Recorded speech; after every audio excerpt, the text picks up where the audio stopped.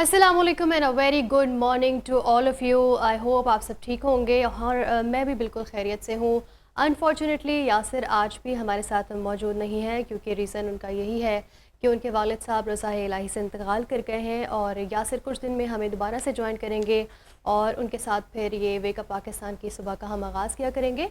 नाज़रीन, ख़बरों के हवाले से सबसे पहले बात करें, जिस तरह तमाम तर सूरत हाल से आप भी वाकिफ़ होंगे कि लाहौर के इलाके काहना में जो सानहा पेश आया है, जहाँ पर 14 बच्चे मलबे तले दबकर जाँ भाग हुए हैं, 19 बच्चों के ज़ख्मी होने की भी इत्तलात हैं और उन 14 बच्चों को अब दफना दिया गया है, उनकी तदफीन कर दी गई है।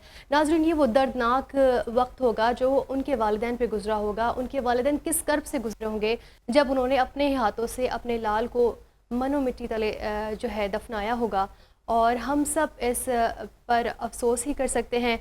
और ये जो सानहा है, ये तमाम उन जो गफलत बरती जाती है उन इदारों की तरफ से, उन लोगों की तरफ से जो गफलत बरतते हैं इन मामलात में, जिसके शिकार होते हैं हमारी आवाम, ये मासूम बच्चे जो पढ़ने की गर्ज से अपने घरों से गए थे। और कौन वालिदैन ये सोचते हैं कि उनके बच्चे ट्यूशन पढ़ने जाएंगे और फिर वो कभी वापस नहीं आएंगे। तो ये ख़बर है। और ख़बर के हवाले से भी बताएं कि जो टीचर थी जिनका वो घर बताया जा रहा है, उनके जो बेटी है उनकी हालत भी अब तशवीशनाक बताई जा रही है, क्रिटिकल कंडीशन है। और हम उम्मीद करते हैं कि अल्लाह ताला उनको सेहतयाबी दे और वो बिल्कुल बेहतर हों। टीचर के हवाले से उनकी हेल्थ अपडेट ये है कि वो कुछ बेहतर हैं, अभी वो ज़ेर इलाज ही हैं और जैसे ही उनका डिस्चार्ज होगा हम आप तक ये भी खबर पहुँचाएँगे।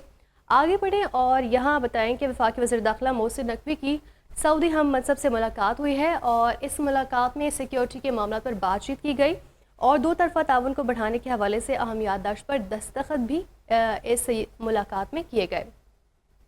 और अमेरिका और ईरान के हवाले से बताएं तो हम जिस तरह सारे सिनेरियोज़ को देख रहे हैं कि आया हमें लगता था कि अब मुज़ाकरात हुए हैं तो अब सीज़ फायर हो सकती है, और एज़ यू नो कि IMU भी साइन हो चुका है और कुछ बाहर तक जो है मार्केट भी स्टेबल हुई, जो क्रूशियल सिचुएशन थी वो भी कुछ बैलेंस हुई। लेकिन स्टिल जो अमेरिका के एलॉय हैं इजराइल, उनकी जानिब से हमले तो अभी जारी हैं लेबनान में, जिसका मौक़िफ़ अमेरिका ने ईरान ने साफ वाज़े कर दिया कि जब तक उनके मुआहदों पर अमल नहीं होगा, उनके जो वो मुआहदा करते हैं उस पर बातचीत नहीं होगी, तब तक जंग नहीं रोकी जाएगी। और दोहा में जो अब इस्लामाबाद याददाश्त पर दस्तखत का अमल है, मुज़ाकरात के हवाले से बातचीत है, वो भी इस वक्त जारी है और अमरीका और ईरान का मुज़ाकरात जारी रखने पर इत्तफाक भी हो गया है। और तर्जुमान कतरी वज़ारत ख़ारजा की तस्दीक में एक्स पे बयान में उन्होंने लिखा है कि साबिक़ ईरानी सुप्रीम लीडर आयतुल्लाह ख़ामेनी की नमाज़ जनाज़ा और तदफ़ीन के बाद अगला मुज़ाकराती इजलास होगा। और तदफ़ीन के हवाले से बताएं, ईरानी हुकूमत ने अमरीकी और इजरायली हमले में शहीद सुप्रीम लीडर आयतुल्लाह ख़ामेनी की आखिरी रस्मात के मौके पर 6 जुलाई को मुल्क भर में आम तातील का भी ऐलान कर दिया है। और पाकिस्तान से वज़ीर आज़म शहबाज शरीफ भी ईरान के लिए रवाना हो चुके हैं और कहा यह भी जा रहा है कि शायद चेयरमैन पीपल्स पार्टी बिलावल भुट्टो ज़रदारी भी रवाना हो और फिर वो नमाज जनाज़ा में शिरकत करेंगे।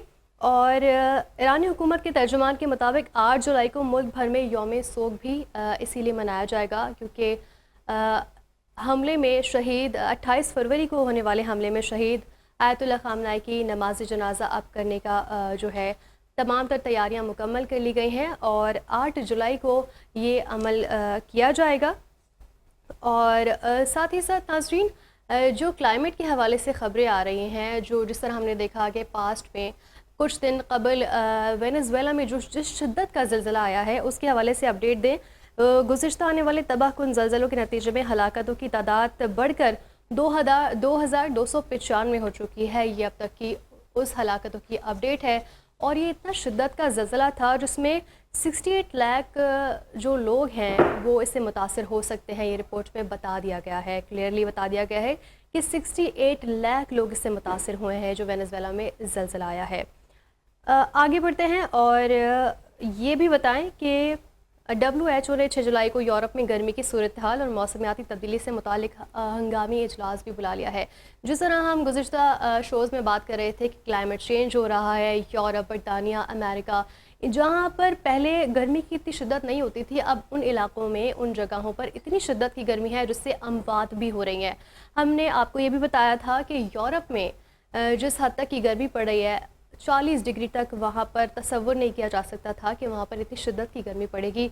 आज से कितने साल कबल ये एक दो दफ़ा ही इतनी गर्मी हो पाई है वहाँ पर, लेकिन अब जो वहाँ पर गर्मी पड़ी है वहाँ पर जो एज्ड लोग हैं उनका सर्वाइव करना काफ़ी मुश्किल हो रहा है। हम ये फुटेजेस में भी देख रहे थे कि वहाँ पर जो लोग हैं वो रोड्स पर चल रहे हैं और वो लिटरली फेंट हो रहे हैं, गर्मी की इतनी शिद्दत है वहाँ पर।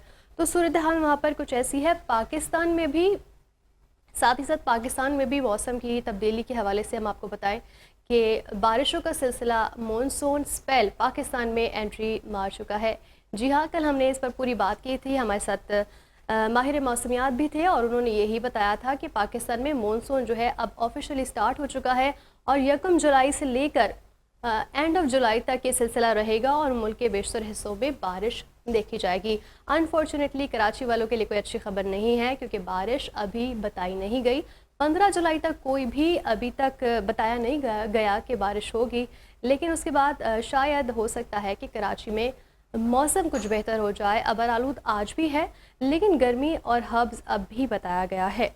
तो नाज़रीन, ये थी आज की कुछ अपडेट्स। फीफा के हवाले से थोड़ी सी अपडेट्स आपको बताते चले और वो ये है कि